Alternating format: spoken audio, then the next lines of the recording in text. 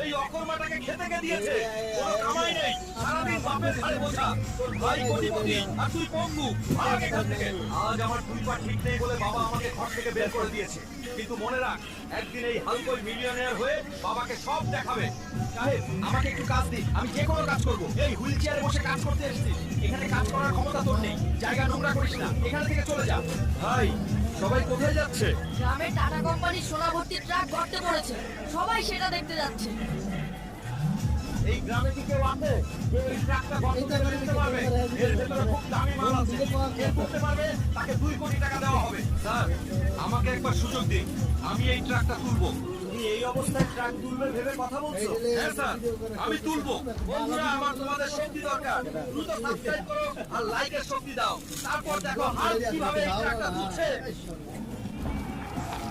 আমি সহজেই তো